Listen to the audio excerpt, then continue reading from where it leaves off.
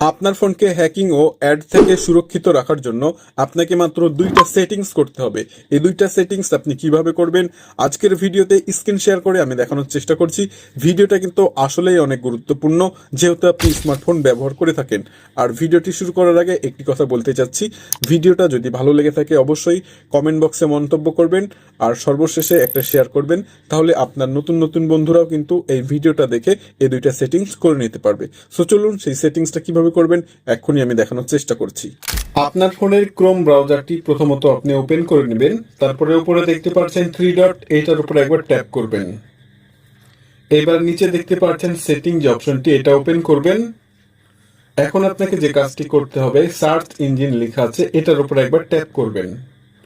এখান থেকে আপনি যে কাজটি করবেন, ডাক ডাক গো লেখা আছে এটা আপনি সিলেক্ট করে দিবেন।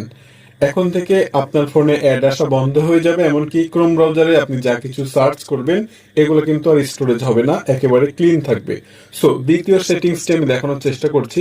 ব্যাকে চলে যাচ্ছি, একটু নিচে স্ক্রল করতে দেখতে পারবেন প্রাইভেসি অ্যান্ড সিকিউরিটি নামে যে অপশনটি, এটার উপরে একবার ট্যাপ করবেন।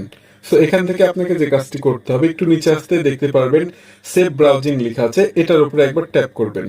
এখানে কিন্তু তিনটা অপশন আছে। সো আপনাকে যে কাজটি করতে হবে, উপরে যে অপশনটি দেখতে পাচ্ছেন ইনহ্যান্স প্রোটেকশন, জাস্ট এটা আপনি ইনেবল করে দিবেন। তাহলে আপনার ফোনটি প্রায় 95% হ্যাকিং এর হাত থেকে সুরক্ষিত হবে। সো এই দুইটা সেটিংস করে নেবেন ক্রোম ব্রাউজার থেকে, তাহলে আপনার ফোনটা একেবারে প্রোটেক্ট থাকবে। সো ভিডিওটি শেয়ার করে নতুনদেরকে দেখার সুযোগ করে দিবেন।